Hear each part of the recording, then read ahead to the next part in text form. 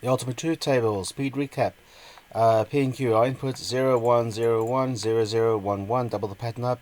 Not Q toggles the outputs. P and Q, short circuit evaluation. Any input is a 0 means the output must be a 0. Only get a 1 when both the inputs are a 1. P or Q, short circuit evaluation.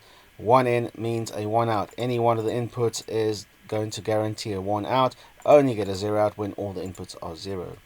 Not gate, triangle with an open bubble. AND gate, flat tail, rounded nose. OR gate, rounded back and a pointy nose. Right, here we have a Boolean circuit, two AND gates linked together with inputs of A, B and C. Because we have three inputs, that means we have 2 times 2 times 2 or 8 possible permutations we have to go through. I'm going to drop a truth table for this circuit now, and this basically tells me all possible permutations that could happen on this particular circuit. Right, we have three inputs, as I've said, A, B and C. We start with the rightmost input and we start with the pattern 0, 1, 0, 1.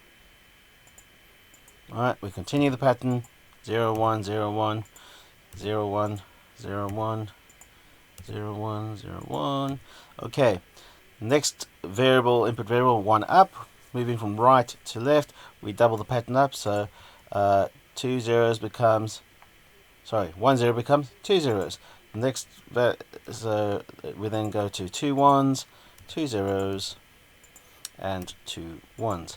And on the next column up, we double the pattern yet again. So instead of 2 zeros, we now have 4 zeros and followed by 4 1s. And this gives us all the possible permutations of input for A, B, and C, a 3-variable truth table.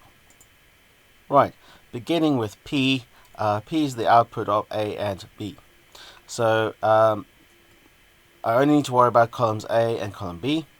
Using what I know about short circuit Boolean evaluation, looking at the values of A, automatically, because all 4 of those are zeros, I know that P will be 0 for all 4 of those values. Moving on to column B, sorry, previously I'm in column A.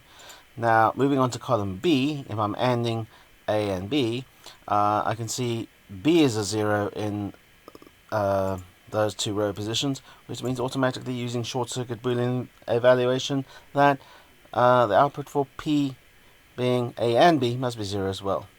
Which leaves just these 2 rows to check carefully. 1 and a 1 is always going to be a 1, and a 1 ANDed with a 1, so logical AND is also going to be a 1. Right, we now move on to Q. And you can see the Q is the AND, or if you like, the product of P and C. So because it's a product or an AND, the minute any one of the inputs is 0, I'm going to get a 0 out using short circuit Boolean evaluation for an AND. So all these values of P over here are automatically, which are 0, mean automatically Q is going to be 0 for those values as well.